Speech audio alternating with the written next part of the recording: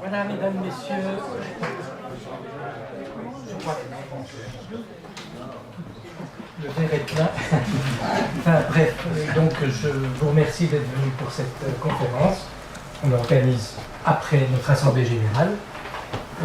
Il y avait une petite hésitation sur l'heure, mais c'est 15h30, donc nous y sommes.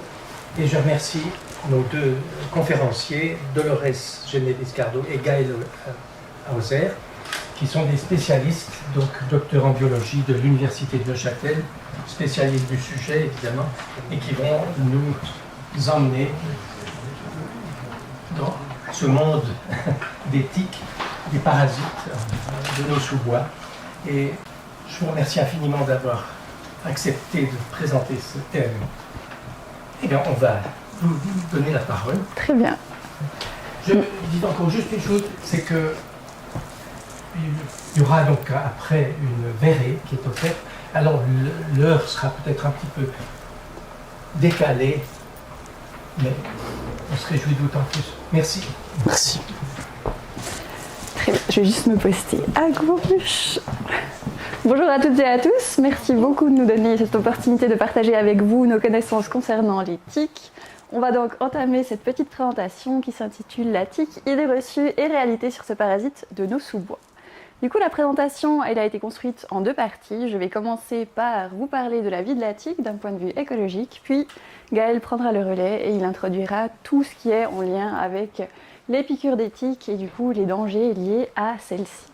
Au cours de cette présentation, on va donc essayer de parler de certains mythes qui concernent la tique et de déconstruire ceux qui ne sont pas tout à fait corrects. Très bien. Donc, en réalité, la tique, c'est une grande catégorie d'organismes. Il existe plus de 800 espèces différentes de tiques et pour cette présentation, on va principalement s'occuper d'une espèce qui porte le nom d'Ixodes ricinus ou la tique à mouton. Cette tique est la tique la plus présente en Suisse, bien qu'en Suisse, on dénombre quand même plus de 25 espèces différentes. Quelques points de description concernant cet organisme. Déjà, un petit peu de classification. C'est un organisme qui fait partie de la famille, enfin plutôt du groupe des arthropodes, puisqu'il possède un squelette externe dur. C'est une arachnide également qui porte donc 8 pattes, et finalement, elle fait partie du groupe des acariens, mais plutôt des acariens de grande taille, puisqu'elle est visible à l'œil nu. Elle fait partie du groupe des Ixodidés, donc des tiques dures, puisqu'il existe aussi dans la nature des tiques qui sont toutes molles, qui peuvent aussi être dangereuses pour l'homme. Et puis, bien que ce soit un petit organisme, elle peut vivre entre 3 et 6 ans, et ça va beaucoup varier en fonction des conditions climatiques, de la présence des hôtes, mais en général, il lui faut quand même bien 3 années pour compléter son cycle. Regardons cette petite bête d'un tout petit peu plus près. Alors, vous la connaissez, mais peut-être que vous n'avez pas l'habitude de la voir d'aussi près. On reconnaît bien qu'elle possède ses 8 pattes, il s'agit bien d'un arachnide. Elle possède sur sa face dorsale un bouclier caractéristique que l'on voit là.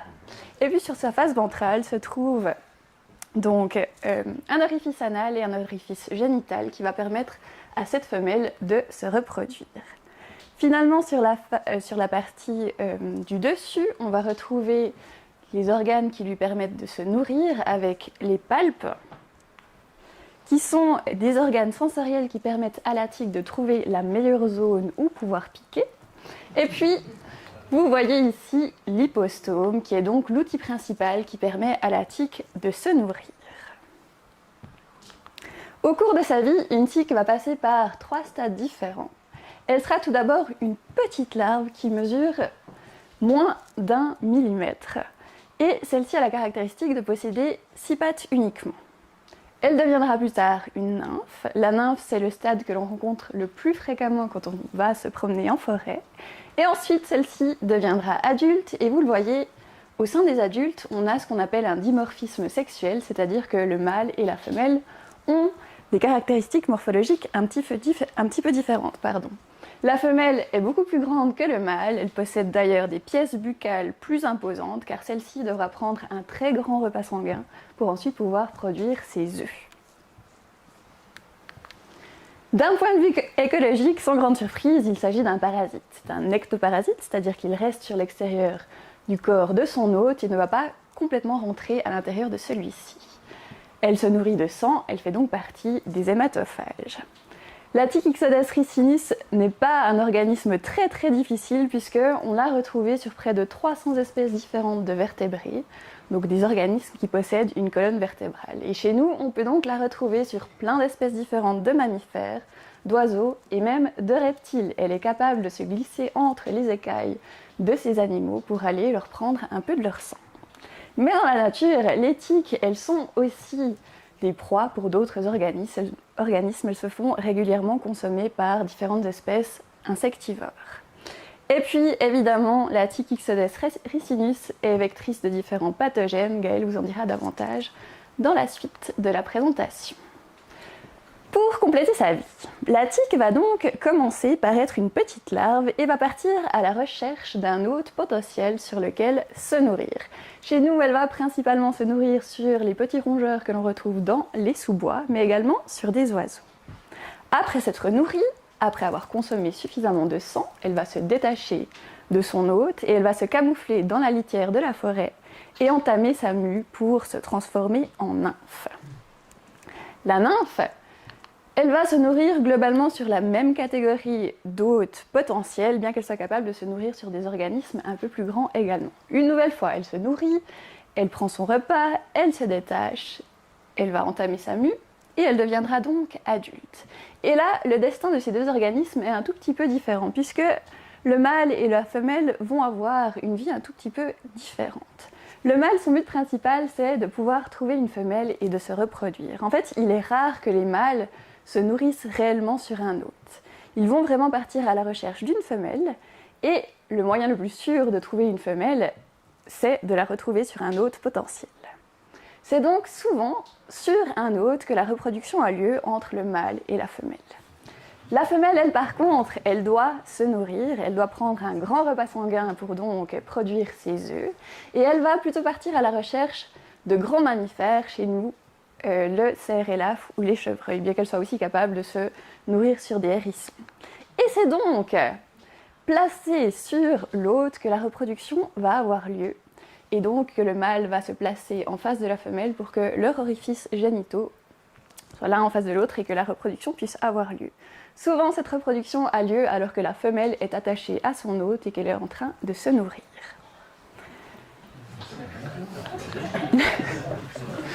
Suite à ce repas, la femelle est gorgée, pleine de sang, elle va se détacher, elle va se camoufler une nouvelle fois dans la litière et elle va pouvoir pondre ses œufs. Sachez qu'une seule femelle peut pondre entre 2000 et 3000 œufs. Oui, ça produit beaucoup de descendants. Et qu'à la fin de cette ponte, eh bien, la femelle tique va finir par mourir, puis les œufs se développeront en larves et le cycle peut reprendre. Eh bien, si on parle de ces tiques aujourd'hui, c'est bien qu'on est aussi directement concerné par la piqûre de ces organismes. Les 3 stades sont capables de se nourrir sur l'homme, que ce soit la larve, la nymphe ou l'adulte, mais c'est quand même beaucoup plus régulièrement la nymphe qui vient s'attacher sur l'espèce humaine et qui essaye de se nourrir également. Concrètement, il faut donc un repas sanguin à la tique pour évoluer au stade suivant, et en principe, elle va se nourrir une fois par année. Parlons un tout petit peu de son habitat. Cette tique est très très présente en Europe, comme vous le voyez sur ma carte. Les parties rouges et violettes représentent les aires où on a retrouvé la tique Ixodes ricinus. Et vous le voyez bien, la Suisse se trouve au centre de cette zone, complètement rouge. En réalité, la Suisse entière est une zone à risque pour ce parasite. Enfin, pas tout à fait, puisque la tique rencontre quand même quelques limitations concernant les zones qu'elle peut habiter. On va la retrouver jusqu'à 1500 mètres d'altitude et rarement au-delà. Enfin, quoique, on va encore en discuter un petit peu après. Pendant longtemps, on a pensé qu'au-delà de 1000 mètres ou à 1000 mètres, il n'y avait pas de tique. Ce n'est actuellement plus du tout le cas. Il faut faire attention jusqu'à 1500 mètres. Elle va se retrouver principalement dans des forêts de feuillus ou mixtes, donc avec des conifères en bordure de forêt, parfois dans des prairies si elles ne sont pas trop exposées au bord de rivières. Et puis, elles peuvent aussi se retrouver en zone urbaine, dans des parcs, des cimetières, des jardins privés, si ces zones se trouvent à proximité d'une forêt. Les facteurs qui vont justement venir expliquer la présence et l'activité des tiques, il y en a 3 principaux, c'est l'humidité relative, la température et évidemment la présence d'hôtes. Pour qu'une tique soit très active, il lui faut idéalement une humidité relative qui soit supérieure à 80%. En dessous, elle va être moins active parce qu'elle souffre fortement de la sécheresse. C'est un organisme qui craint absolument le sec et dès le moment qu'il fait trop sec, elle va venir se recacher dans la litière où il fait généralement un peu plus humide. Pour la température, on estime qu'il faut qu'au moins une fois dans la journée, la température ait atteint 10 degrés pour que la tique soit vraiment active. En dessous, elle va une nouvelle fois se cacher sous la litière et rentrer dans une espèce d'hibernation pour se protéger du froid d'hiver. Et puis donc la présence d'hôtes, comme je vous l'ai dit, pour qu'elles puissent se nourrir. Ce qui fait qu'en fait, on peut décrire l'activité des tiques en fonction des saisons. Sachez que le printemps, c'est la meilleure saison pour la tique, puisqu'il commence de nouveau à faire un peu plus chaud, il fait humide, elle se réveille de sa pause hivernale et elle est à la recherche de son premier repas sanguin. On en trouve vraiment en abondance pendant le printemps. L'été, c'est un peu compliqué pour la tique. Il fait souvent un petit peu trop chaud, un petit peu trop sec. Elle va plutôt avoir tendance à se cacher, à ne pas sortir à cause justement de cette sécheresse. Par contre, si on a un été qui est plus pluvieux, plus humide, les tiques sauront sortir et partir à la recherche d'un repas. L'automne est une deuxième saison durant laquelle les tiques sont globalement assez actives puisqu'on retrouve une humidité qui est plus importante. Et finalement, en hiver, la tique, elle fait ce qu'on appelle une diapause, qui est une espèce d'hibernation où elle se cache sous la litière et elle va attendre que ces mois un peu plus frais passent et elle va donc ralentir son métabolisme pendant ce moment-là. Il est donc plus rare de trouver des tiques en hiver. Mais ça, eh bien, c'est pas impossible que ça évolue. Voici une représentation du coup de l'abondance des tiques en fonction des stades de vie, la larve, la nymphe et l'adulte en fonction des mois. Et l'on voit bien que en fonction du stade, les pics sont un tout petit peu décalés. La présence des tiques est très importante au printemps, un peu moins en été à cause de la sécheresse et elles sont à nouveau présentes pendant les mois automnaux avant l'arrivée de l'hiver. Évidemment, ces 3 facteurs principaux sont en train d'évoluer puisque globalement on subit un réchauffement climatique et ce réchauffement climatique il va avoir des impacts sur 3 points principaux qui concernent du coup l'aire de répartition des tiques, la latitude, l'altitude et la saisonnalité. Du point de vue de la latitude, ça ne va pas changer grand chose pour la Suisse puisque tout le pays est déjà colonisé. Par contre, les pays qui sont plus au nord de nous, en Norvège, on a recensé déjà une augmentation de la présence des tiques au nord, sur plus de 100 km maintenant par rapport à ce qu'il y avait il y a une vingtaine d'années. Donc les tiques sont vraiment en train de coloniser la partie nord de notre planète. Par contre, là où on va être un tout petit peu plus affecté en Suisse, c'est au niveau de l'altitude, puisque avec le réchauffement climatique, les tiques sont présentes de plus en plus haut dans nos montagnes. Une récente étude qui a eu lieu dans les Alpes italiennes a recensé des tiques jusqu'à 1800 mètres d'altitude. Et donc on voit vraiment une belle évolution de la présence des tiques en hauteur. C'est pas non plus impossible du coup qu'il se passe l'effet inverse pour les parties qui sont très basses, qu'on retrouve moins de tiques à basse altitude à cause des chaleurs et de la sécheresse qui pourraient aussi suivre. Finalement, ce réchauffement climatique va certainement et est en train d'influencer la présence des tiques en fonction des saisons. On voit de plus en plus de tiques actives en hiver, puisque nos hivers sont de moins en moins froids. Et puis, à l'inverse, on pourrait retrouver un peu moins de tiques en été si les étés continuent d'être chauds sur de longs mois. Avant de céder la parole à Gaëlle, j'aimerais encore vous parler d'un comportement qu'on décrit comme étant la quête chez la tique et qui est donc le comportement qui décrit comment est-ce que la tique peut se retrouver sur un hôte et se nourrir sur celui-ci. Voici une représentation d'une forêt. Parfois, on pense que les tiques peuvent nous tomber sur la tête car elles attendent dans les arbres. Eh bien, ce n'est pas vrai. La tique, elle attend exclusivement dans la végétation basse, postée sur des brindilles ou sur des herbes, le passage d'un hôte. On va rarement trouver des tiques qui sont postées à une hauteur qui excède les 1 mètre. La hauteur, par contre, de ces tiques est variable sur les herbes. Plus la tique est à un stade juvénile dans son développement, plus la tique se rapproche du sol. À l'inverse, une adulte va plutôt être en hauteur puisqu'elle essaye plutôt de se retrouver sur un hôte de plus grande taille. On dit que la tique, elle est en embuscade. La tique Ixodes ricinus, c'est un petit peu une flemmarde. Elle ne va pas vous courser, elle ne va pas vous chasser, elle va attendre que vous passiez à proximité et s'agripper sur vous. Je vous raconte ça parce qu'il existe des tiques en Afrique qui sont de véritables chasseuses et qui courent après leur hôte. Nous, on a de la chance chez nous, quand même, elles ne courent pas après, elles attendent notre passage. Quand une tique est en embuscade, elle fait ceci. Elle va lever ses 2 premières paires de pattes, car sur ses pattes se trouvent des organes qui lui permettent justement de sentir la présence d'un hôte.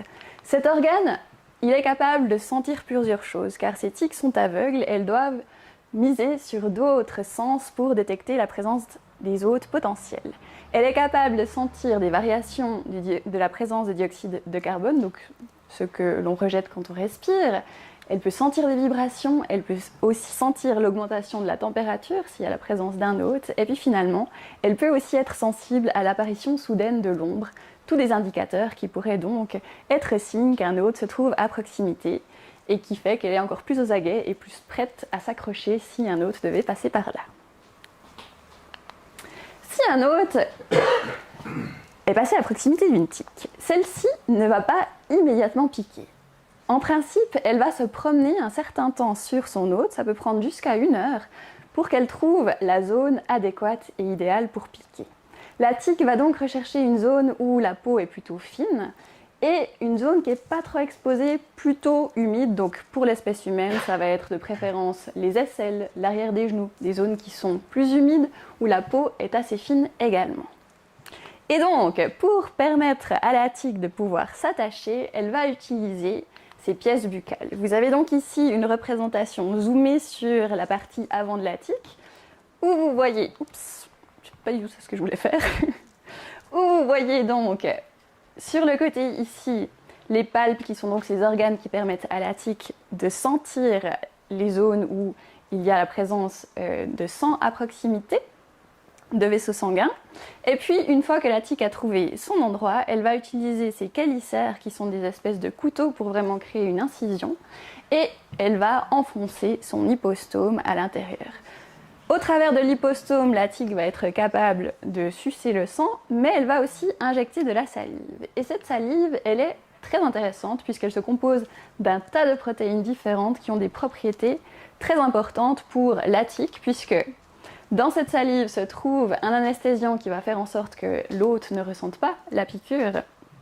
Évidemment, c'est quand même plus malin, plus pratique pour la tique de ne pas être trouvée et repérée avant de s'être accrochée. Il y a aussi un anticoagulant pour que le sang continue de s'écouler et qu'elle puisse continuellement se nourrir. Et puis, il y a aussi certaines protéines qui vont jouer le rôle de ciment pour vraiment ancrer l'hypostome, que la tique ne soit pas facilement retirable. C'est plutôt bien fait. Et puis finalement, la durée du repas sanguin va beaucoup varier en fonction du stade. Il faut quand même plusieurs jours pour que la tique soit pleinement repue. Et donc, c'est la femelle adulte qui va rester le plus longtemps accrochée pour qu'elle ait pleinement eu son repas. Et c'est aussi celle qui prend la taille la plus imposante après son repas, puisque vous voyez ici la femelle non gorgée avant qu'elle se soit nourrie, et cette même femelle après qu'elle ait pris son repas sanguin. Donc sa masse va être multipliée par 100 ou 200 fois après qu'elle ait terminé son repas sanguin. Ouais, alors, elle se fait plaisir. Et c'est donc à travers ce repas sanguin que la tique peut parfois transmettre certains pathogènes. Je donne la parole. Merci. Alors, on va parler maladie. Donc on va faire le tour des principales maladies, enfin de ce qu'on considérait en tout cas jusqu'à lundi dernier, si vous avez suivi les différents articles sur les tiques en début de semaine, ce qu'on considérait comme étant les principales maladies transmises par les tiques en Suisse. En premier lieu, bien sûr, la borréliose de Lyme, ensuite l'encéphalite à tique, MEVE pour méningoencéphalite verno-estivale, FSME c'est la même chose en allemand mais je vais vous l'épargner, et puis TBE pour tick-borne encephalitis, donc en anglais.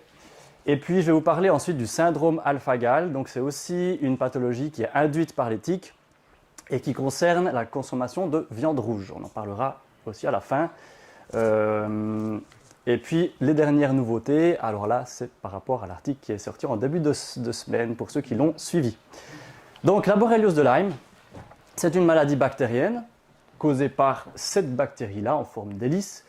Et donc c'est le complexe d'espèces qu'on appelle Borrelia burgdorferi. En réalité, il y a plusieurs espèces dans ce complexe. Et on a au moins 6 espèces qui sont pathogènes pour l'homme, qui peuvent déclencher une maladie.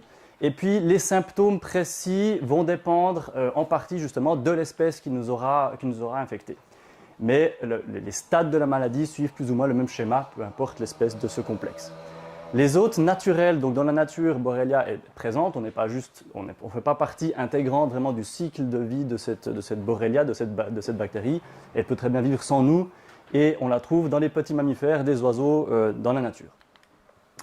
Ce n'est pas une maladie qui est strictement suisse ni même européenne, on la trouve partout en Eurasie, selon ce que vous voyez là. Les différentes couleurs représentent différentes espèces de tiques, mais toutes sont capables de transmettre les borrélies. Et puis on la trouve aussi en Amérique. En Suisse, on considère, ça dépend des endroits, mais on considère qu'à peu près une tique sur 5, une tique sur 4 est porteuse de la borrélie, ce qui est beaucoup. Ce qui ne veut pas dire forcément qu'une tique sur 4 va vous la transmettre, mais en tout cas une tique sur 4, une tique sur 5 possède la bactérie. Les zones à risque en Suisse, c'est partout. Partout où la tique est établie, on a un risque potentiel d'attraper cette maladie. Les zones en bleu, c'est les zones finalement de trop haute altitude où la tique n'a pas encore, je dis bien pas encore été trouvée, mais bien sûr, comme l'a dit Dolores, on s'attend à ce que la tique monte gentiment en altitude. Il y a des estimations qui disent qu'on a à peu près 10 000 personnes infectées par la borréliose chaque année en Suisse, ce qui est considérable. Et puis, vous avez sur ce graphe le nombre de cas estimés par année depuis 2000 jusqu'en 2022. On ne peut pas dire qu'il y a une tendance forcément à la hausse ni à la baisse. On a des années qui sont à très forte prévalence, des années un peu moins. Mais globalement, la situation semble rester stable. L'épidémiologie est saisonnière, simplement du fait de l'activité, d'une part de l'activité de la tique, et bien sûr de l'activité humaine qui fait qu'on va être plus facilement en forêt et en contact avec des tiques l'été, le printemps et l'été, qu'en hiver par exemple. La transmission à l'homme, donc là c'est juste pour l'échelle, vous voyez ici, ça c'est une larve, voilà, la nymphe et puis la femelle adulte, le mâle adulte ne va pas nous piquer. Il y a trois possibilités pour qu'une tique nous transmette la borréliose. La première possibilité, c'est la possibilité d'une larve non infectée qui va prendre son premier repas sanguin sur un mammifère qui lui est infecté. En allant piquer ce mammifère, elle va acquérir la bactérie. Ensuite, une fois qu'elle a fini son repas de sang, elle va muer, se transformer en nymphe. Et cette nymphe va du coup se retrouver, elle, infectée. Et quand cette nymphe va prendre son repas sanguin, elle peut infecter à ce moment-là un humain. La deuxième possibilité, c'est simplement la même chose reportée au stade d'après. Donc une nymphe non infectée qui pique un petit mammifère, qui va s'infecter par ce biais-là, qui va se transformer en adulte et l'adulte va transmettre le pathogène aux humains. La dernière possibilité, c'est la transmission de la maladie par une larve. C'est beaucoup plus rare parce que pour qu'une larve puisse nous transmettre la maladie, il faut que cette larve soit infectée. Donc, une larve, par définition, ne s'est pas encore nourrie.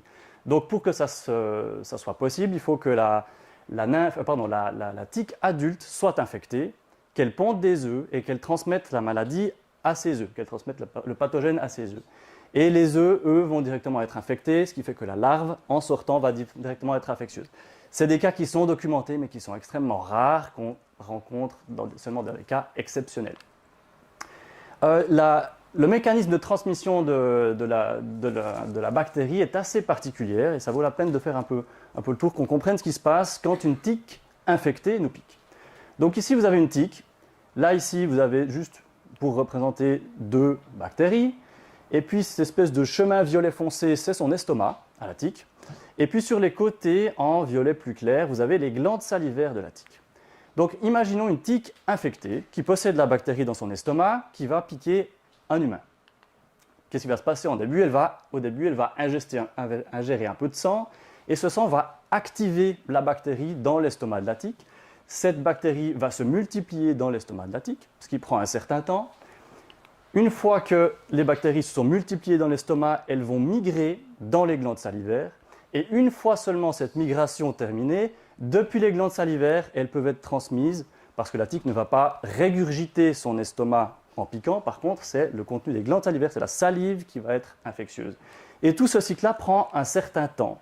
Ce qui fait que pour la borréliose de Lyme, on considère qu'une tique ne peut pas transmettre la borréliose si elle n'est pas en train de piquer pendant au moins 12 heures à 16 heures. Avant, c'est biologiquement impossible. Ensuite, qu'est-ce qui se passe si une tique a vraiment réussi à transmettre le pathogène? Donc, les symptômes auxquels on peut s'attendre. Le symptôme le plus connu, c'est le stade qu'on appelle précoce localisé, car il arrive assez vite et puis c'est relativement local. C'est en fait cette tache rouge qui migre, qui s'agrandit de jour en jour et qui entoure le point d'inoculation de la bactérie au centre. Et puis on voit en fait c'est la bactérie qui migre par la peau, qui ne s'est pas encore disséminée à l'intérieur aux différents organes, mais qui va migrer gentiment sur la peau. Et puis c'est le seul symptôme qui est 100% spécifique de la borréliose de Lyme. Si quelques jours ou quelques semaines après une piqûre de tique, on a ce symptôme-là, on sait qu'on a atteint de borréliose et qu'un traitement antibiotique serait nécessaire. Par contre, ce n'est pas systématique. Toute infection à la borréliose ne va pas systématiquement créer un érythème migrant. Et puis on peut de temps en temps ne pas le voir, ne pas le remarquer et seulement remarquer l'infection dans des stades plus tardifs. Et le stade plus tardif, ça peut être ce stade-là, le stade précoce disséminé où la tique a fini de se propager par la peau et elle s'est propagée à différents organes. Un des cas les plus connus, c'est l'arthrite de Lyme. J'aurais bien voulu vous dire exactement dans quelle proportion ça arrive, mais en fonction des articles qu'on peut lire, qu'on trouve dans la littérature, et en fonction des espèces de borrélie, la prévalence de cette arthrite de Lyme est très très différente. Elle arrive d'ailleurs beaucoup plus fréquemment aux États-Unis qu'en Suisse. Ici, ça a l'air relativement rare, donc on serait plus proche des 5% que des 60%. Et puis cette arthrite de Lyme se manifeste par souvent les genoux, une grande articulation, et on a une des articulations qui gonfle énormément, beaucoup de liquide qui s'accumule dans l'articulation et qui peut provoquer une douleur. La deuxième situation, c'est cette fameuse neuroborréliose. Donc c'est la bactérie qui va envahir le système nerveux central. Et dans certains cas, la bactérie de la borréliose peut créer une méningite. Et là, il va falloir ne pas la confondre avec le virus de la méningoencéphalite. Les deux sont capables de créer des méningites. Et en fonction de la clinique, en fonction d'autres symptômes, on va pouvoir cibler si on est plus à même d'être infecté par la borrélie ou par le virus. Et puis les tests de laboratoire, bien sûr, peuvent aider dans ces cas-là. On peut avoir une atteinte des nerfs périphériques avec des douleurs tout le long des nerfs jusqu'aux membres. Et puis des paralysies partielles, notamment la paralysie faciale, où on a la moitié du visage qui est paralysée et l'autre moitié qui n'est pas paralysée. C'est aussi relativement typique des cas de neuroborréliose. On estime, je vous disais qu'il y avait à peu près 10 000 cas par an estimés, qu'on atteint le stade de neuroborréliose dans à peu près 250 cas par an. Donc c'est bien sûr, par rapport à toute la masse des infections, relativement rare, mais ça arrive et c'est bien d'être conscient des symptômes potentiels. Une autre atteinte des différents organes, c'est l'atteinte du cœur, qui peut créer une cardite. En Suisse, particulièrement, c'est rare. On la trouve de nouveau plus fréquemment aux États-Unis, mais c'est une atteinte qui reste possible. Et puis, on peut avoir des cas de palpitations, vertiges, des syncopes liées à cette atteinte du cœur. Si on n'est pas atteint au cœur, on n'aura pas ces symptômes-là. Ce stade 2, tout autant que le stade 1 avec l'érythème migrant, il se traite très bien aujourd'hui avec des antibiotiques. Donc, c'est vraiment les stades précoces. On va dire dans les quelques premiers mois après la piqûre, si on arrive à détecter à ce moment-là une maladie de Lyme, les antibiotiques font très bien leurs effets. On peut mettre quelques semaines, quelques mois à récupérer totalement, mais c'est encore des stades qui se traitent globalement bien. Si ces stades 1 et 2 ne sont pas traités, ou alors ces stades ne se sont pas manifestés, ils sont passés inaperçus, il y a un risque chez certaines personnes qu'on atteint le dernier stade qui s'appelle le stade disséminé tardif, qui arrive entre plus de 6 mois après la piqûre jusqu'à 10, 20, 30, 40 ans après la piqûre. Et on peut avoir l'arthrite de Lyme qui peut revenir de manière chronique. Et puis quelque chose d'un peu plus typique, c'est cette acrodermatite chronique atrophiante. C'est la peau qui devient très fine, comme on dit, comme du papier à cigarette, et qui devient rouge comme cela. Et puis, dans ces cas-là, on sait que la bactérie est encore vivante, parce que même après 10, 20, 30 ou 40 ans, parce que si on fait une biopsie des tissus de peau à ces endroits-là, assez régulièrement, on va retrouver la bactérie, même après tout ce temps. Mais j'insiste, c'est seulement des cas qui n'ont pas été traités au début ou qui sont passés inaperçus. Donc, la personne n'a jamais reçu d'antibiotiques contre son infection. Et du coup, la bactérie a pu rester dans le corps. On peut avoir aussi la neuroborréliose chronique, donc la même neuroborréliose qu'au départ, mais justement qui se développe ou qui revient de temps en temps très tardivement. Et là, avec des symptômes un peu différents, une rigidité du tronc et des membres, paralysie partielle des membres, altération cognitive. Et là, c'est un peu plus méchant, on aime un peu moins ça parce que si ça a duré tant d'années, c'est qu'on a des dommages qui peuvent avoir été faits au système nerveux du fait de l'inflammation chronique qui a duré longtemps. Et même après une prise d'antibiotiques, alors l'antibiotique peut éliminer la bactérie.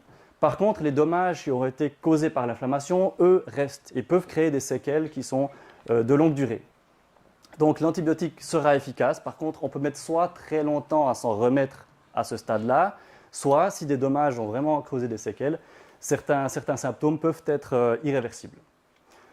La vaccination, donc bien sûr, on aimerait tous s'en protéger. On a eu un vaccin il y a une vingtaine d'années qui a été retiré du marché pour certaines controverses liées à la sécurité de ce dernier.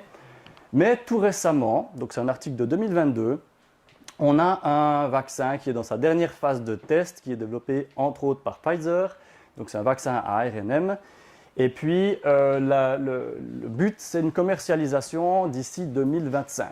Donc c'est vraiment des choses qui sont en cours, qu'il faut se tenir, je pense, au courant et qui pourraient être, étant donné la prévalence de la maladie, qui pourrait être une bonne idée d'envisager, bien sûr, en fonction des résultats des études cliniques. Quelques fausses idées. Donc la maladie de Lyme, elle a été, justement à cause de ces symptômes qui peuvent arriver de longues années après, on a tendance assez facilement à la voir comme une maladie fourre-tout, une fatigue qui intervient 10 ans après une piqûre de tique. On va, c'est peut-être une maladie de Lyme. Attention, ça reste une maladie qui peut se diagnostiquer, donc il faut éviter de mettre dans cette maladie tout symptôme qui intervient après une piqûre de tique, même des années après. Donc déjà, la première fausse idée dont j'en ai parlé, quand une tique pique, il faut un certain temps pour qu'elle puisse transmettre la borréliose. Si une tique n'est restée que 1 ou 2 heures sur votre peau, il n'y a aucune chance que vous soyez infecté. La deuxième chose qu'on entend de temps en temps, c'est que la bactérie peut échapper au traitement. Actuellement, il n'y a pas du tout d'évidence que cette tique soit résistante aux antibiotiques. On n'a pas vu de résistance aux antibiotiques pour que la borrélie soit résistante aux antibiotiques. Et on n'a aucune évidence non plus que la borrélie puisse se cacher quelque part dans le corps et ressurgir. Donc les cas où on a une borréliose tardive, c'est vraiment une borréliose qui n'a pas été traitée, une personne qui n'a pas reçu d'antibiotiques, et à ce moment-là, la bactérie est restée dans le corps et peut surgir des années plus tard. Mais si les stades 1 et 2, qui sont les stades précoces, sont traités, ce genre de cas ne doit en principe pas arriver, on n'a pas d'évidence là-dessus. La maladie de Lyme chronique, c'est un terme qui est justement ce fameux terme fourre-tout, où n'importe quel symptôme qui intervient des années après une piqûre, on a tendance à l'associer à une maladie de Lyme chronique. Aujourd'hui, on préfère parler de 2 termes différents. C'est soit la late Lyme disease, donc c'est ce stade disséminé tardif dont j'ai parlé avant, où là vraiment on a un diagnostic médical d'une atteinte où on retrouve la bactérie souvent dans des biopsies ou dans les tissus. Et puis on peut caractériser cette maladie, ou alors c'est des gens qui ont été traités et qui après ce traitement continuent d'avoir certains symptômes plus de 6 mois après la fin du traitement. C'est souvent des cas justement qui sont dans ce stade 3 où on a une atteinte inflammatoire qui a provoqué des dégâts sur les nerfs, et à ce moment-là on a des séquelles qui peuvent durer très longtemps. Et puis il faut bien séparer les deux pour éviter de penser qu'après le traitement la bactérie reste et continue de faire des dégâts pour pouvoir justement traiter les gens de la bonne manière. Et puis on a aussi entendu qu'un traitement aux antibiotiques dans des maladies de Lyme chronique, il serait nécessaire de le prendre sur 6 mois, 8 mois, 1 année. De nouveau, actuellement, on n'a pas d'évidence qu'un traitement antibiotique de plus de 4 semaines soit d'une quelconque utilité pour traiter la maladie de Lyme.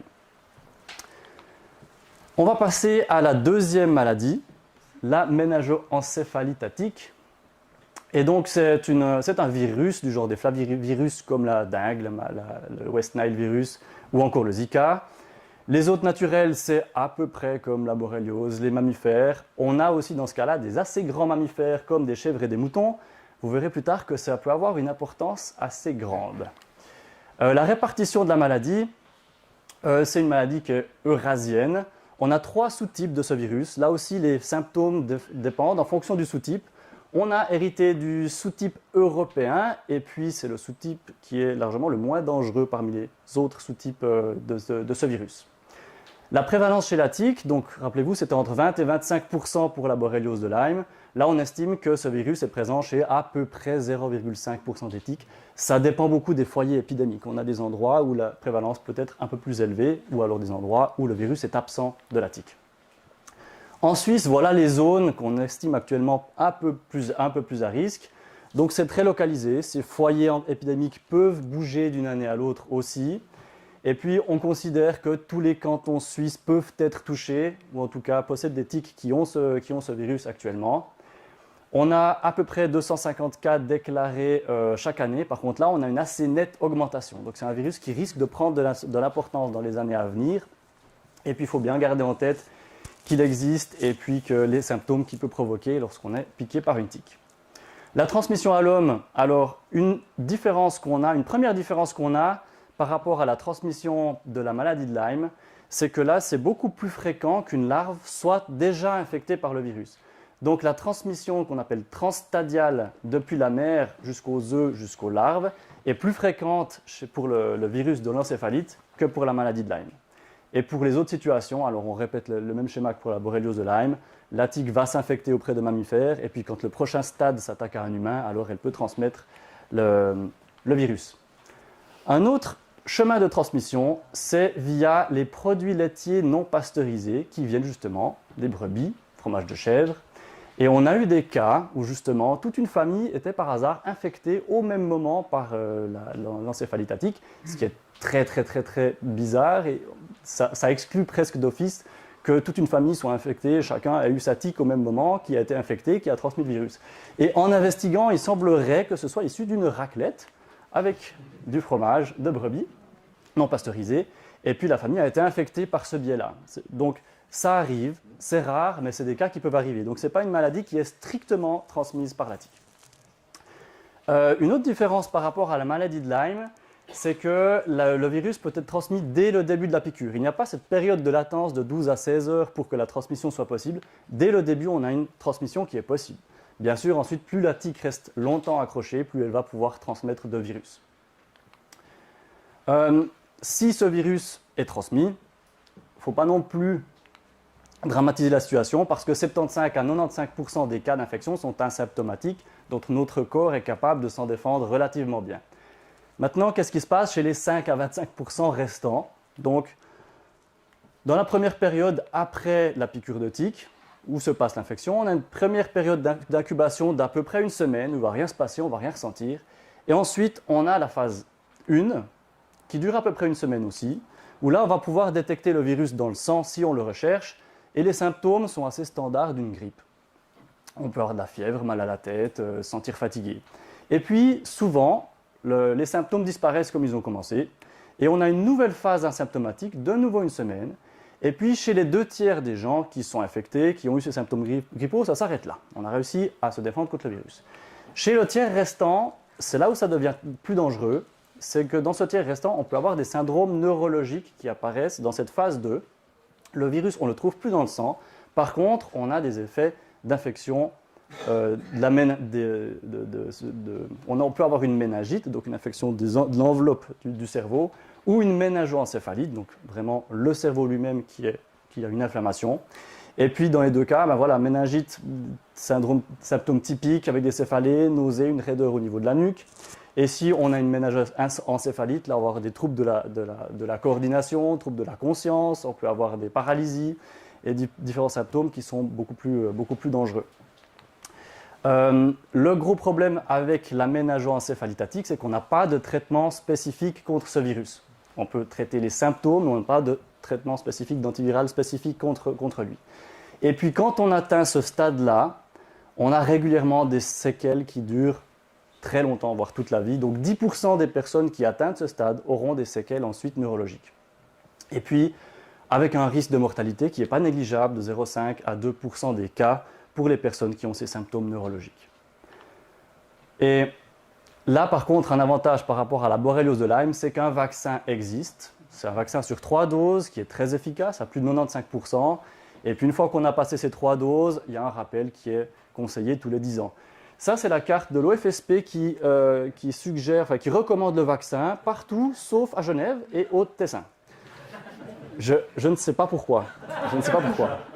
Parce que le virus est aussi présent au Tessin, il est aussi présent à Genève. Et d'ailleurs, l'article qui est sorti au début de semaine en a parlé, ils l'ont retrouvé dans ces cantons-là.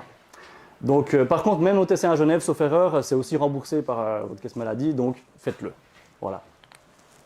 Si je fais un petit tableau comparatif rapidement pour ces deux maladies les plus emblématiques transmises par les tiques, donc pour la prévalence chez la tique, alors là, la borréliose de Lyme est beaucoup plus prévalente chez la tique, une tique sur 4 à une tique sur 5, où on a entre guillemets seulement 0,5% des tiques qui seraient infectées par le virus de la méningoencéphalite.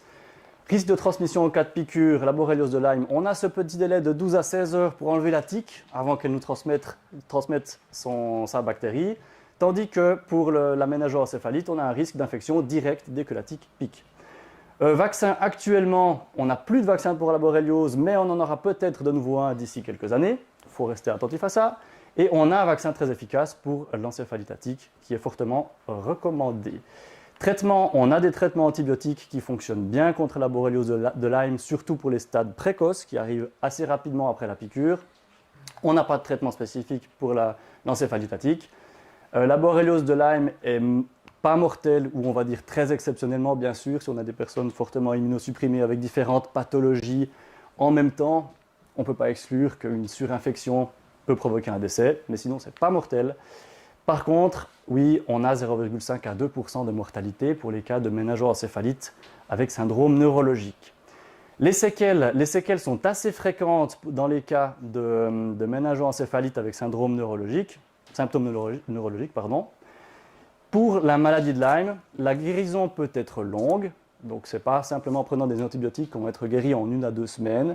Et plus le stade est avancé dans la maladie, plus on a des chances de garder certaines séquelles ou avoir une rémission qui est vraiment très, très rallongée. Donc voilà en gros pour la comparaison de ces deux maladies présentes en Suisse, les deux principales. Et on va parler d'un autre syndrome provoqué par les piqûres de tiques, qui est le syndrome alpha-gal, et qui concerne, comme on le voit, la viande rouge. Alors ce syndrome a une histoire assez particulière, qui est assez intéressante, c'est assez récent aussi. Entre 2007 et 2009, ils ont eu des cas aux États-Unis de personnes qui se plaignaient, après avoir ingéré de la viande, de faire des réactions spéciales, d'avoir des plaques rouges sur le corps, d'avoir les lèvres qui gonflent par exemple, des symptômes digestifs, et qui avaient de la peine à chaque fois qu'ils mangeaient de la viande, qui ressentaient ces symptômes. Et puis toutes ces personnes avaient un point commun, c'est qu'ils ont été piqués par une tique. En parallèle, dans les mêmes années, quelque chose qui ne paraît pas du tout lié, mais qui le sera, c'est qu'ils ont détecté des réactions anaphylactiques, donc c'est des réactions de choc allergique, qui sont inhabituelles, donc dans un nouveau médicament qui s'appelle cetuximab, qui est un anticancéreux. Et puis, ils ont remarqué que certaines personnes faisaient une réaction allergique à ce cetuximab.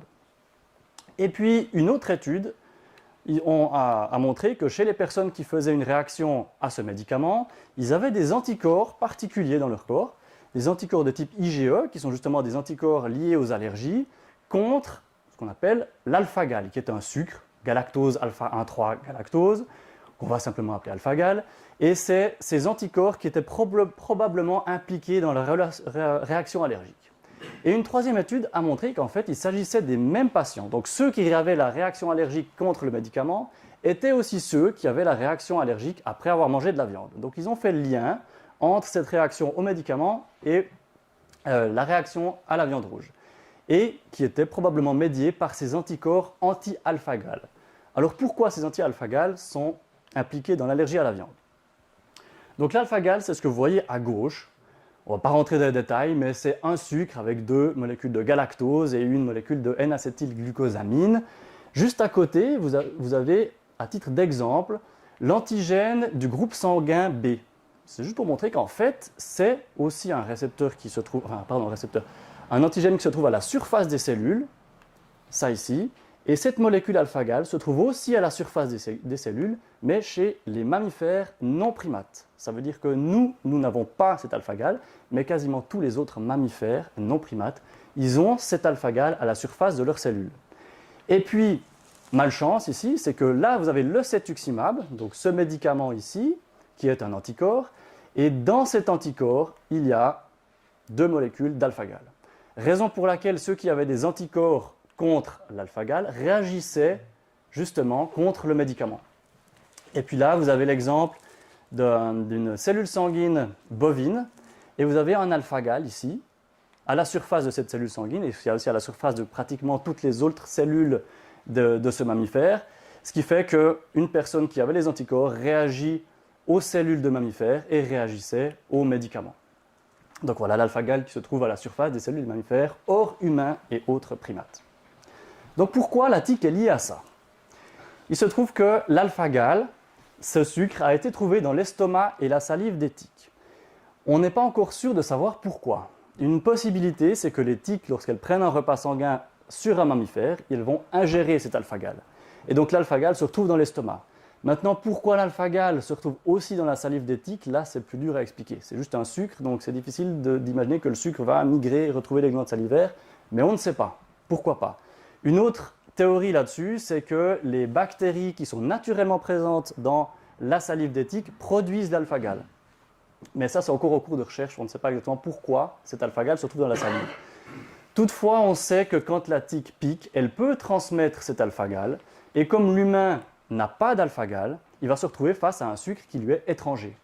Et il y a toutes les chances que face à ce sucre, il développe des anticorps anti-alpha-gal de différents types, dont les fameux IgE qui peuvent être responsables des allergies.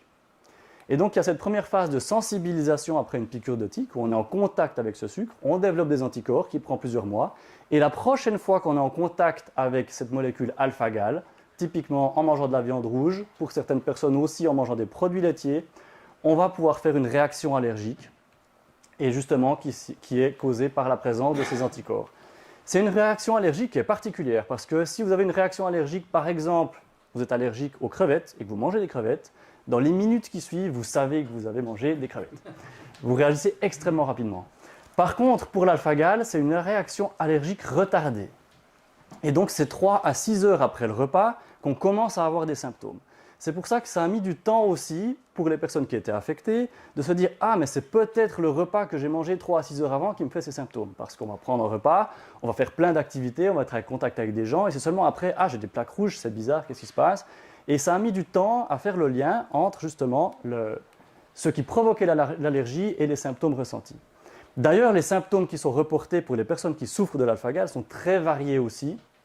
Donc, l'urticaire, l'anaphylaxie qui sont très typiques de l'allergie. Par contre, on a d'autres choses, diarrhée, maux de ventre, les nausées, difficultés respiratoires, toux, gonflement des lèvres, de la gorge, des paupières. Ça peut être déjà un peu plus ressemblant à des symptômes allergiques.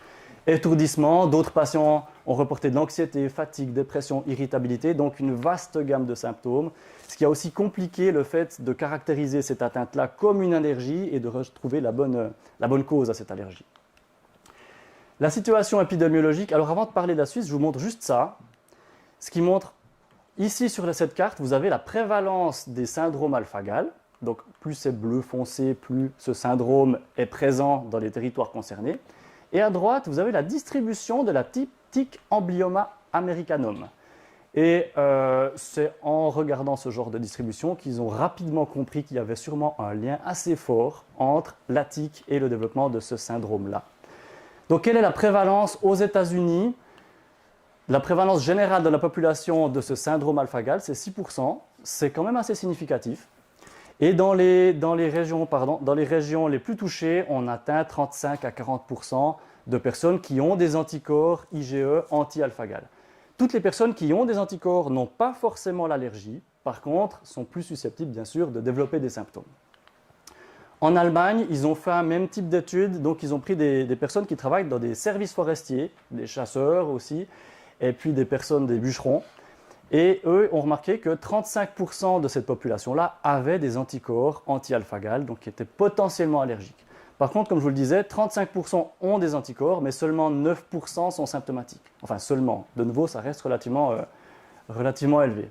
En Suisse, malheureusement, on ne sait pas. Ce n'est pas une maladie C'est relativement récent qu'on sait qu'elle est en Suisse et qu'on commence à la diagnostiquer. Ce n'est pas une maladie qui doit être forcément annoncée, donc on n'a pas de chiffre exact.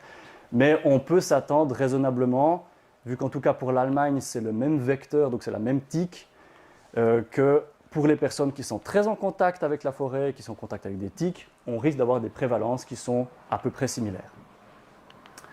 C'est un diagnostic difficile parce que, comme je le disais, les symptômes sont assez variés.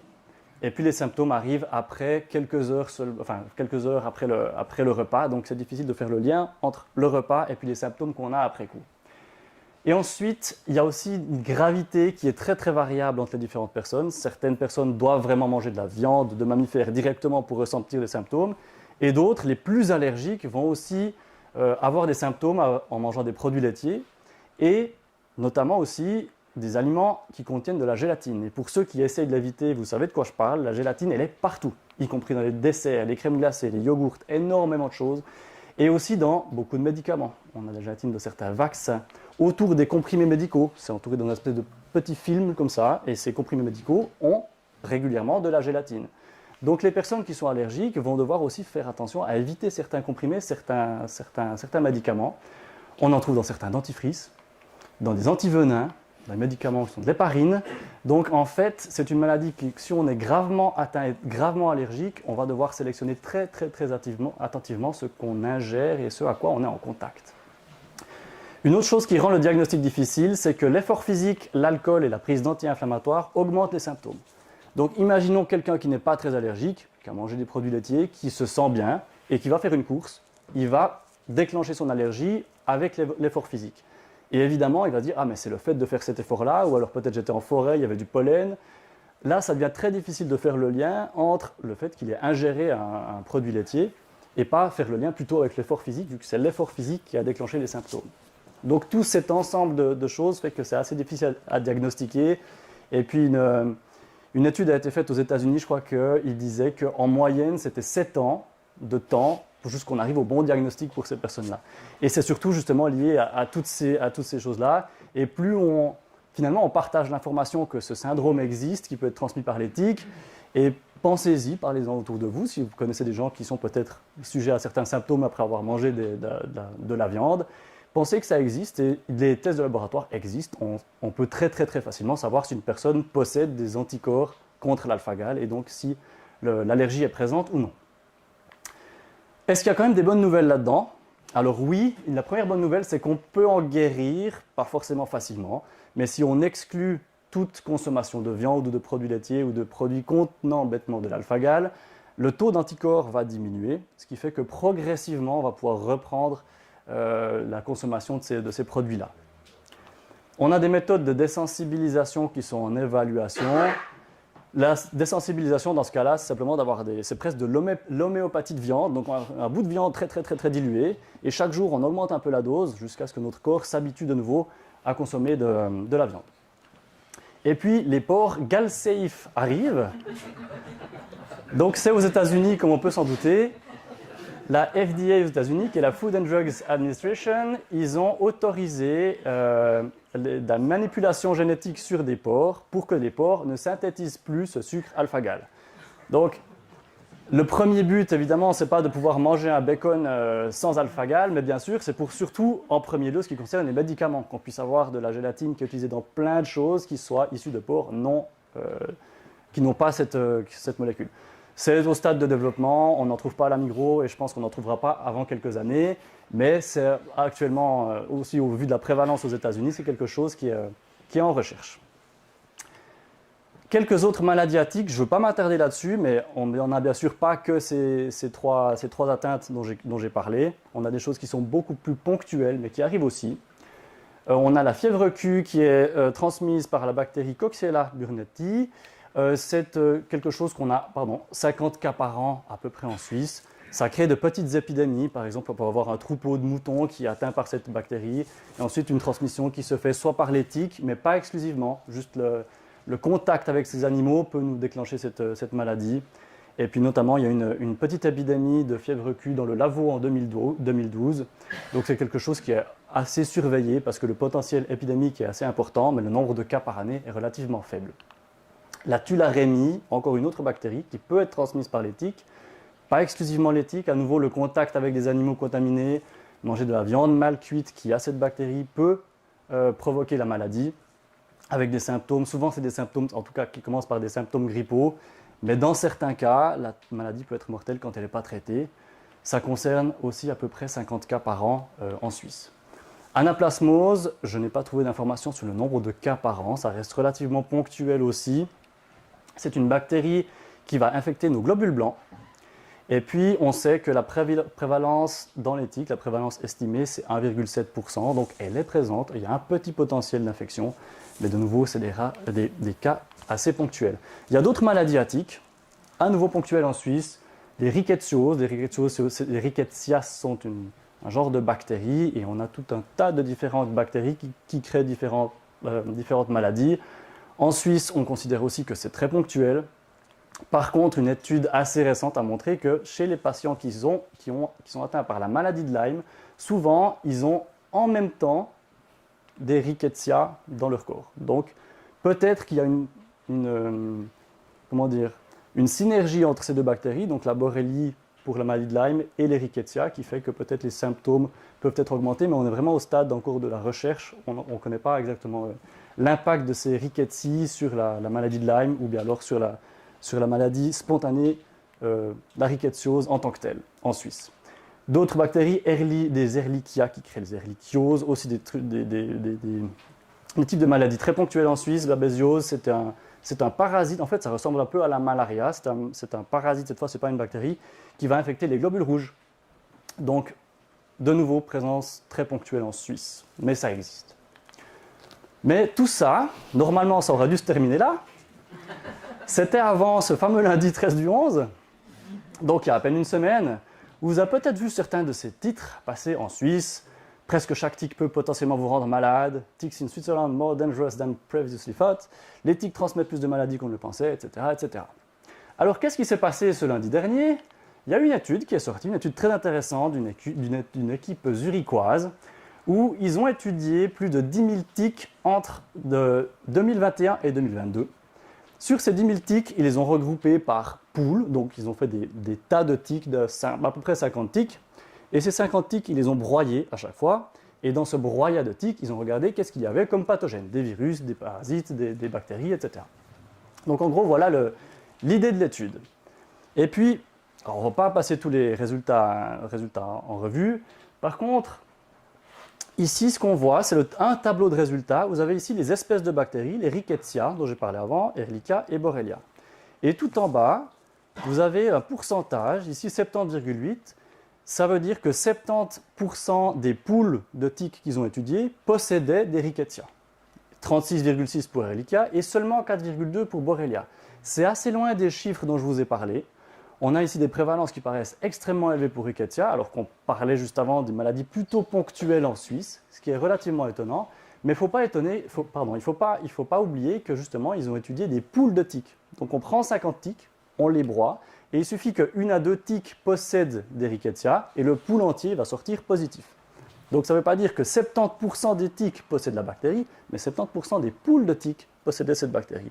Pour autant, à titre comparatif, ça reste intéressant de voir que ces bactéries ont l'air tout de même très bien représentées par rapport aux Borrelia par exemple. Une autre chose qu'il ne faut pas oublier, c'est que ce n'est pas parce qu'on trouve un pathogène dans une tique que forcément ce pathogène va pouvoir être transmis et qu'on va pouvoir développer la maladie. Et ça, c'est aussi des choses qu'il faut garder en tête et qui vont nécessiter de la recherche pour savoir si ces bactéries ont un impact sanitaire ou non en Suisse. Et puis une phrase, là je suis presque un peu obligé de m'attarder dessus, c'est qu'une phrase qui est sortie dans quasiment tous les médias lundi, c'est celle-là. Parmi les tiques collectées dans les zones urbaines, 80,9 contenaient au moins un agent pathogène non viral. Attention, plus de 8 tiques sur 10 contiendraient un agent pathogène non viral. Maintenant, je vais vous sortir la phrase exacte tirée de l'article, qui est celle-là. 83,9 des poules ont été positifs pour au moins un pathogène non viral. Donc on parle vraiment 89% des tas de tiques qu'ils ont étudiés. Donc à nouveau, un tas de tiques qui avait une tique sur 50 affectée fait que le pool entier était positif. Et donc là, on a quand même une petite différence d'interprétation qui peut faire une grande différence quand on transmet des informations comme ça à large échelle. Donc ces poules, c'était justement ces groupes de 15 adultes ou 59. Donc, il faut faire aussi un tout petit peu attention à ce qu'on ingère comme information, mais évidemment, là, il fallait aller assez loin pour vraiment savoir de quoi l'article parlait. Et d'ailleurs, les auteurs eux-mêmes ne s'en cachent pas du tout, et d'ailleurs l'étude est très bien faite, et ils en parlent ici en disant que les comparaisons entre leurs résultats et les résultats d'autres études, c'est difficile de comparer les résultats, étant donné qu'ils ont analysé des poules, et ils n'ont pas analysé les tiques individuellement. Donc voilà, c'était juste la parenthèse par rapport à ce qu'on a lu ce lundi. Une dernière chose, je vous rassure, c'est bientôt terminé. Une dernière chose, c'est un nouveau virus. Là aussi, ça a fait les gros titres parce que parmi tout ce qu'ils ont étudié comme pathogène dans ces 10 000 tiques, ils ont trouvé un virus qui s'appelle le virus Alongshan, qui est un virus très récent. Et ce virus a été retrouvé dans les tiques à presque 2 fois plus de prévalence que le virus de la méningoencéphalite. Donc ce virus est présent chez les tiques suisses. Maintenant, le problème, c'est qu'on ne sait pas exactement si c'est important ou pas. Il est présent chez les tiques. Est-ce que ça veut dire qu'il est transmissible à l'humain? Est-ce que ça veut dire que les humains seront malades via ce virus? On ne sait pas exactement. Ce qu'on sait de ce virus, c'est qu'il a été identifié en Chine il y a seulement 6 ans, chez des patients qui allaient à l'hôpital parce qu'ils avaient des symptômes de méningite, donc des symptômes qui ressemblaient à une infection à la méningoencéphalite, mais qui étaient négatifs à la méningoencéphalite. Il n'y avait pas le virus de la méningoencéphalite.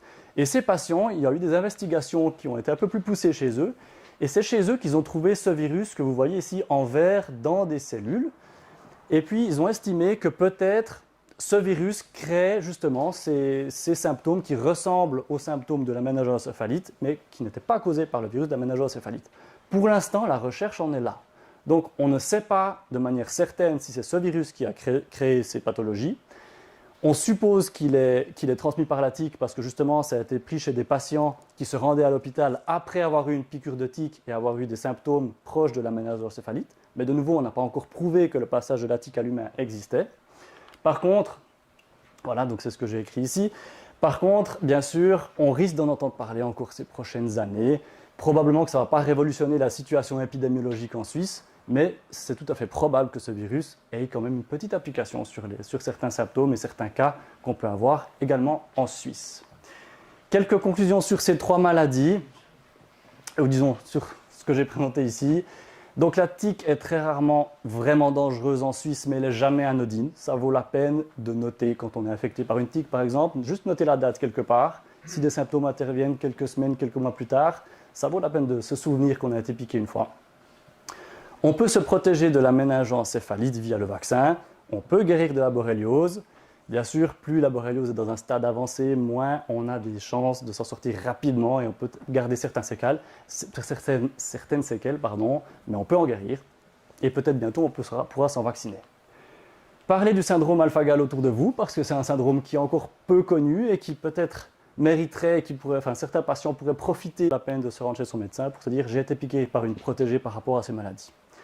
Et dernière chose, pour les sorties en forêt, le style a son importance. Sortez couverts, notamment avec le pantalon dans les chaussettes. Et je vais justement terminer avec quelques petites recommandations rapidement pour se balader avec le moins de risques possible. Donc là, le style risque d'en pâtir un petit peu. Maintenant, c'est juste des recommandations. À vous de faire comme vous pensez. Portez des vêtements clairs et couvrants. Les vêtements clairs, simplement parce qu'on voit plus facilement les tiques sur les vêtements clairs. Les enfants aussi, mettez des habits clairs. On va plus retrouver les tiques qui se baladent. Les chaussettes par-dessus le pantalon pour éviter que les tiques aillent se faufiler parce qu'elles aiment bien piquer au niveau des chevilles aussi. Utilisez des répulsifs. On a des répulsifs qui fonctionnent très bien. Évitez les herbes et les broussailles. Bon, si on peut, c'est bien. Mais évidemment, c'est difficile. De retour de balade, changez les vêtements, examinez le corps attentivement. Voilà, des gestes simples mais qui permettent, en tout cas pour la borréliose, si on voit une tique, même si elle est accrochée depuis 1 heure, on sait qu'on n'a pas de risque au moins de borréliose si on arrive à l'enlever rapidement. Si une tique s'est fixée, bien sûr, retirez aussi rapidement que possible. Avec une pince à épiler, ça va très bien. Une pince à tique, bien sûr aussi. Le plus près de la peau possible. Un mouvement ferme. Ça ne sert pas forcément à grand-chose de tourner dans tous les sens, 3 fois dans le sens des aiguilles d'une montre. Ça ne va pas changer grand-chose. Juste retirer la tique, ça fonctionne très bien. Voilà, une petite image. Désinfecter et puis noter la date. Si bien sûr on a une apparition de symptômes dans les semaines ou les jours ou semaines qui viennent, consultez un médecin. Les antibiotiques peuvent régler le problème très facilement à ce stade-là, en tout cas pour la borréliose. Encore une petite chose, une question qui revient souvent, c'est qu'est-ce qui se passe si la tique, lorsqu'on l'enlève, le rostre reste dedans. Ce n'est pas la tête, en fait, c'est les petits bouts qui servent à la pique à piquer. Qu'est-ce qui se passe? C'est pas grave. Si jamais, c'est pas grave. Ça peut être grave si la tique, on l'a coupée en 2, puis il reste vraiment la moitié de la tique encore accrochée. Mais s'il reste juste le 1/5 de millimètre à l'intérieur noir, c'est juste un bout finalement de tique qui va être excrété par votre corps naturellement, qui n'est pas infectieux en soi, tant qu'on n'a pas laissé la moitié des glandes salivaires. Et vous avez vu que les glandes salivaires, d'ailleurs des tiques, se trouvent ici dans la partie orange. Elles ne sont pas dans ce petit bout de tête-là. Donc si on laisse vraiment juste le bout, ce n'est pas forcément grave. Bien sûr, si on arrive à l'enlever, c'est mieux, mais pas forcément de raison de paniquer.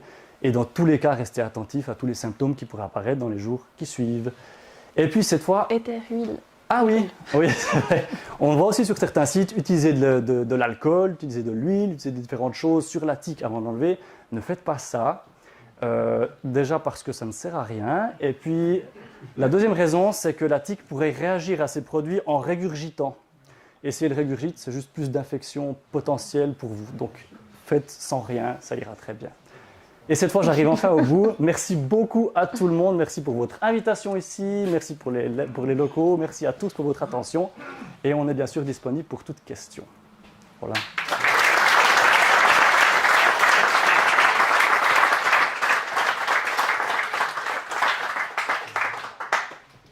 Une excellente conférence. Je peux vous dire que moi, j'en vois. Je suis neurologue. On nous bascule des conférences bien moins précises et utiles que celle-ci. Alors bravo. Il y a encore une chose, comme neurologue hospitalier au CHUV il y a longtemps, on ne savait pas ce que c'était que la borréliose. Et j'aimerais vous rendre attentif à ce que c'est que les progrès de la médecine et de l'épidémiologie. On avait des paralysies faciales, des méningites, des érythèmes. En pédiatrie, ils avaient des épidémies d'arthrite, on ne savait pas ce que c'était. Et tout à coup, les choses apparaissent entre 76 et 82. Et on a quand même vécu des choses qu'on va vivre encore pour des nouvelles maladies dont vous avez parlé. Et je pense qu'il y aura des questions de l'Assemblée, peut-être sur ce sujet un peu fréquent. Je me demandais juste, pour faire un raccourci, si on peut tirer un lien entre la taille de la tique et la probabilité d'infection. C'est-à-dire que plus elle est proche de l'état du stade adulte, plus qu'elle aurait de chances à transmettre les maladies. Je ne sais pas. Non. De manière logique, la tique s'est nourrie au moins 2 fois avant, si elle est au stade adulte, donc elle a eu 2 fois plus de chances de tomber sur un hôte qui est porteur d'une maladie et ensuite de la transmettre. Mais au fond, c'est des probabilités. Oui, c'est instinctivement, je dirais oui, mais je n'ai pas la réponse formelle, dans le sens que je n'ai pas lu quelque chose qui l'a étudié. Mais instinctivement, oui, les glandes salivaires sont aussi plus grandes, la quantité de salive va être aussi plus grande. Mais voilà, ça reste une hypothèse. La question m'est venue en suivant. Ah oui. Pitou dit oui. C'est vrai? Oui. T'es d'accord? Ça change de s'infecter, effectivement. D'accord. Alors, faut écouter Pitou. Oui. J'ai une autre question. On a parlé de la température minimale à laquelle elle devenait inactive. Est-ce qu'il y a une température maximale à laquelle elle devient totalement apathique et puis ensuite elle meurt? Alors en fait, elle est beaucoup plus sensible à l'humidité relative qu'à la température directement. Si finalement en fait il fait chaud mais humide, elle va quand même rester active. Par contre, s'il fait chaud et sec, c'est là qu'elle va vraiment se camoufler pour éviter de se dessécher complètement. Et puis c'est vrai que c'est difficile cette question parce que typiquement l'étude qu'on a faite aussi avec Pitou il y a quelques années, on avait des mesures de température. Et on avait quelques mesures de température sur le terrain et on avait des mesures de température qui étaient à la station de mesure météo suisse de Neuchâtel. Sauf que la température qui est standardisée à 1,50 m du sol de la station météorologique et la température ressentie par la tique sur son herbe, qui peut être à l'ombre, c'est très compliqué de savoir exactement quelle température est limitante. On peut faire des tests de laboratoire bien sûr, mais nous par exemple, en se basant sur ces températures mesurées à la station de Neuchâtel, on a vu que par exemple, 27 degrés de température maximale sur 5 jours, 27 degrés en moyenne, température maximale sur 5 jours, ça devenait limitant pour les tiques. Mais qu'est-ce que ça veut dire, cette température mesurée à cet endroit-là, concrètement pour la tique qui vit dans son bois? Donc la question est assez difficile en fait. Mais on sait que oui, il y a vraiment une température qui devient limite, mais de donner un chiffre, c'est assez abstrait en fait. Oui? La durée de vie d'une tique, est-ce qu'il y en aura Pardon. plus ou est-ce qu'il y aura une fois quelqu'un qui va faire quelque chose pour les Alors, la durée de vie, elle est assez longue. Il lui faut entre 3 et 6 ans pour compléter son cycle. Et puis du coup, son cycle peut être plus ou moins long en fonction des conditions climatiques et si elle arrive à se nourrir 2 fois par année ou qu'une seule fois. Concrètement, il n'y a pas de campagne d'éradication pour les tiques. On n'est pas en train de chercher à l'éliminer, on plutôt à vivre avec. Et puis finalement, oui, c'est embêtant parce qu'elle pique l'homme et puis qu'elle peut transmettre plein de pathogènes, mais elle fait partie vraiment du régime alimentaire de plein d'autres organismes qui s'en nourrissent. Et puis concernant l'évolution des populations, on va surtout voir en fait, je pense, enfin on le voit déjà sur le terrain, une évolution des populations en hauteur, donc plus en altitude, et on verra certainement une diminution dans certaines zones en basse altitude où il le fera peut-être un peu plus chaud et sec. Mais je ne suis pas sûre qu'on verra vraiment une grande différence en termes de nombre, c'est plutôt les zones qui seront très peuplées, qui vont un petit peu bouger. Oui. Par rapport aux milliers d'œufs qui sont pondus par une femelle, Oui. combien risquent de devenir adultes? Eh bien, ça, c'est important. Évidemment, c'est une très bonne question d'ailleurs. Vous avez peut-être été surpris d'apprendre qu'une seule tique adulte va pondre entre 2000 et 3000 œufs. Eh bien, c'est pas pour rien qu'elle doit en pondre autant. C'est bien qu'il y a la grande majorité de ces organismes qui vont pas réussir à compléter leur cycle, à devenir adultes et se reproduire. On peut estimer que sur les milliers d'œufs qui sont pondus, il y en aura quelques dizaines qui vont atteindre le stade adulte et se reproduire. C'est pas plus mal. Vous avez une question avant? Oui. On a beaucoup parlé des tests concernant la borréliose.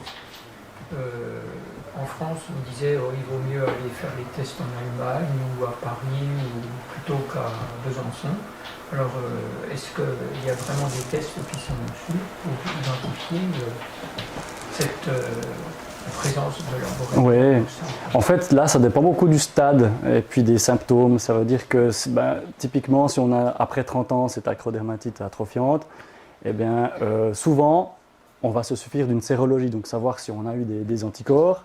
Et puis ce symptôme-là est assez spécifique, assez particulier, donc on va faire le lien. Mais par contre, si on veut être sûr, on peut encore faire des PCR sur une biopsie de peau. Et on sait que dans la moitié des cas, on va retrouver la bactérie. La moitié des cas, ce n'est pas forcément beaucoup, mais souvent c'est la sérologie qui va nous aider à ce stade-là. Donc, la sérologie joue un grand rôle aussi pour les neuroborrélioses, et notamment neuroborréliose, donc si on a l'affection du système nerveux, on a souvent une synthèse des anticorps intratécales, donc dans le système nerveux. Et donc on va aussi rechercher cette synthèse intratécale des anticorps au laboratoire.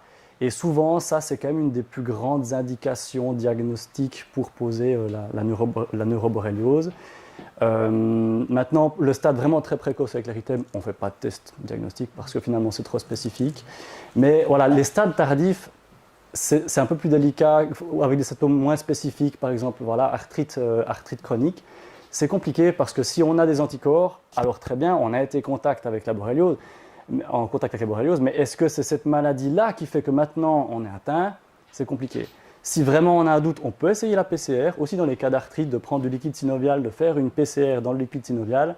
On peut retrouver la bactérie, mais c'est un peu comme les cas d'acrodermatite, c'est qu'on ne va pas la retrouver systématiquement. Si on la retrouve, tant mieux, on a une preuve. Sinon, je pense que dans ces cas-là, ça va être un traitement antibiotique pendant un mois et voir si les symptômes diminuent. Ce qui peut prouver indirectement l'infection dans ces cas-là, c'est qu'on va aussi regarder une cytokine qui s'appelle CXCL13, je crois. Et cette cytokine, donc une molécule inflammatoire, et cette molécule, elle réagit rapidement au traitement. Ce qui fait que si on va traiter à l'antibiotique le patient et qu'on voit que cette molécule CXCL13 a tendance à baisser rapidement, c'est une preuve de diagnostic indirect, un peu rétroactive, que c'était bien une borréliose. Mais oui, c'est vrai, le problème des tests sérologiques, c'est qu'on prouve seulement qu'on a eu un contact avec la bactérie, mais on ne prouve pas que cette bactérie est active maintenant, au moment présent. Donc on n'a pas encore de solution miracle, mais avec la combinaison des différents tests, on arrive à orienter. Voilà un peu où on en est. J'aurais une question concernant le vaccin qu'on administre aux enfants ou qu'on peut administrer aux enfants dès 4 ou 6 ans. Est-ce que ça veut dire que les jeunes enfants ont une forme d'immunité ou pour quelle raison est-ce qu'on a fixé cette tranche? Oui, je ne suis pas certain de la réponse, mais le plus souvent c'est pour des raisons de précaution. Par précaution, on n'aime pas forcément donner des vaccins aux jeunes enfants pour simplement éviter que le vaccin puisse faire plus de mal que de bien, parce qu'il est testé sur des adultes. Bien sûr, on n'aime pas vraiment tester des vaccins sur des enfants de trop bas âge. Donc souvent, pour des raisons de sécurité, on fixe des limites basses pour la vaccination.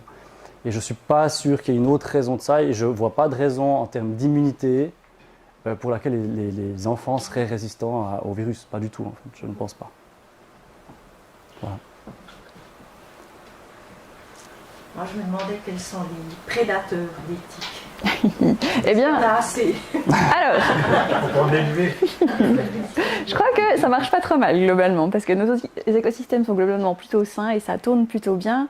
Et en fait, chez nous, on va retrouver plusieurs espèces d'oiseaux et de petits mammifères insectivores qui, donc ça peut être des fois des hérissons, qui vont se nourrir justement sur ces tiques.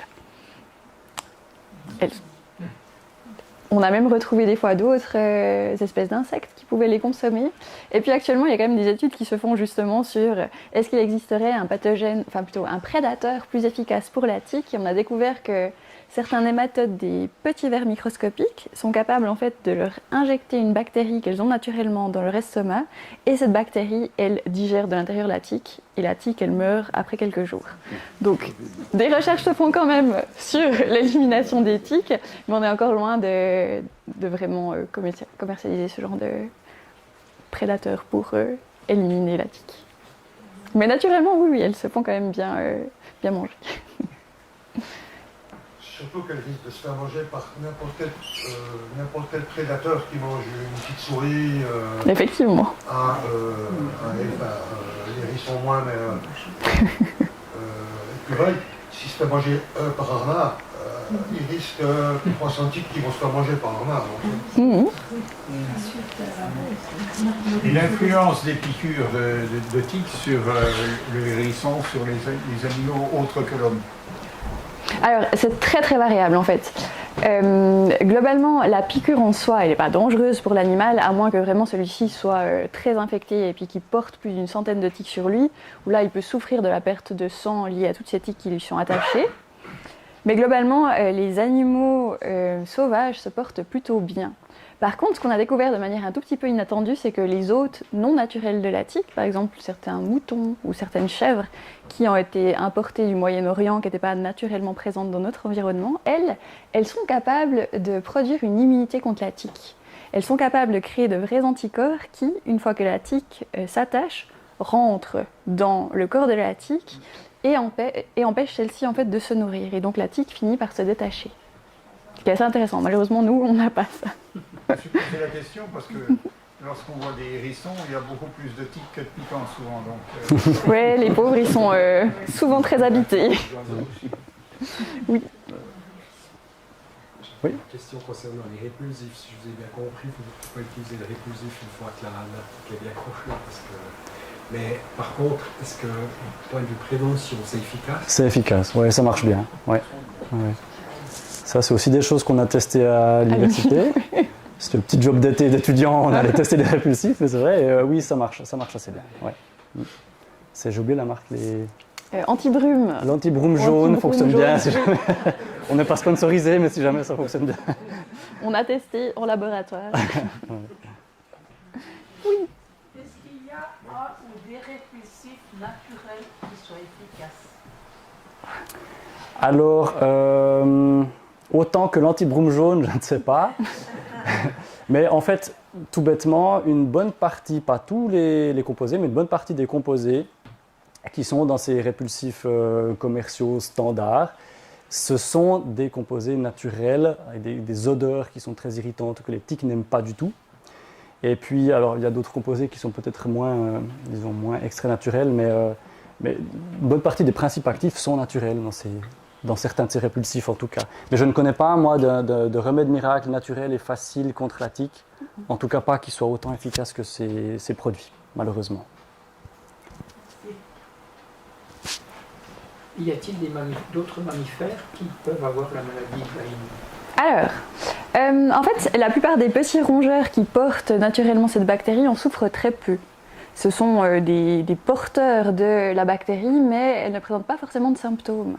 On est finalement en fait un hôte accidentel pour cette bactérie. On ne fait pas partie de son cycle naturel. D'ailleurs, on n'est pas du tout efficace pour sa transmission. Si je venais attraper la bactérie et qu'une nouvelle tique venait à me piquer, c'est très rare, voire même impossible, que la bactérie sorte de mon corps pour se retrouver dans la nouvelle tique. Donc en fait, on est des hôtes accidentels pour cette bactérie.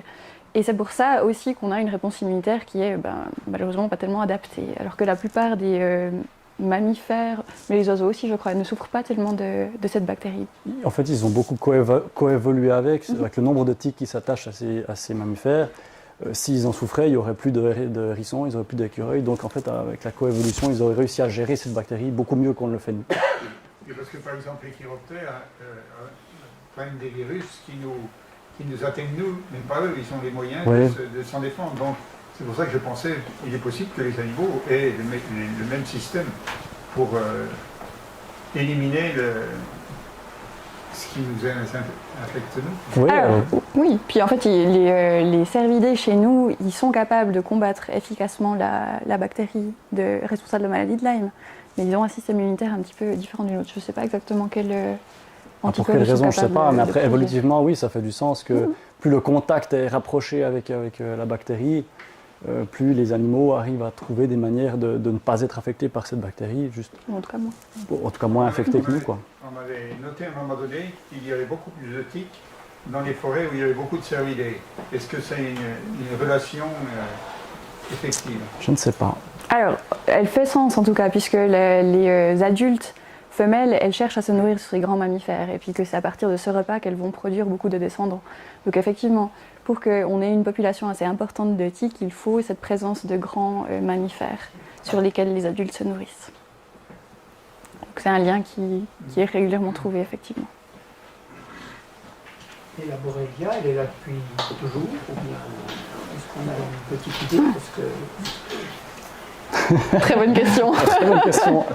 Non, aucune idée. Vraiment, je ne sais pas. Non, parce que finalement, en fait, on l'a découverte, comme vous l'avez dit, il n'y a pas très longtemps, en 1982 par là autour. Avant ça, je ne sais pas depuis quand, en fait, est-ce qu'on a recensé des personnes qui étaient atteintes par ces troubles. Vraiment.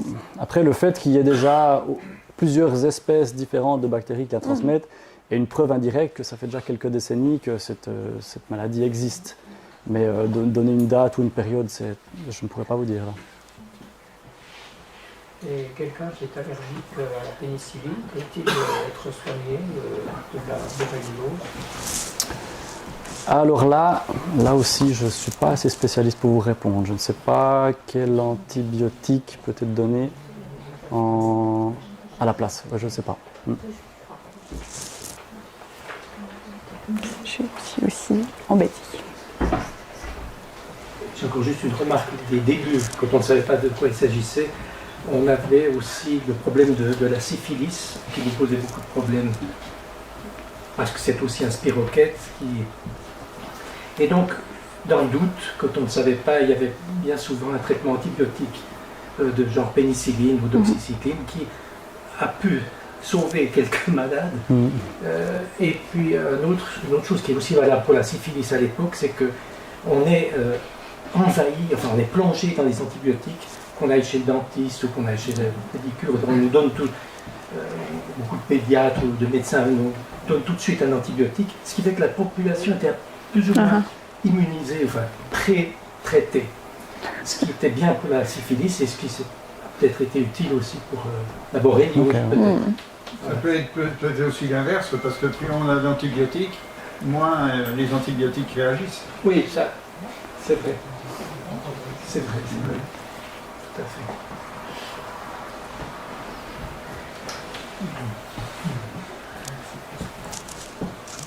Très bien. Bon, merci. Merci beaucoup.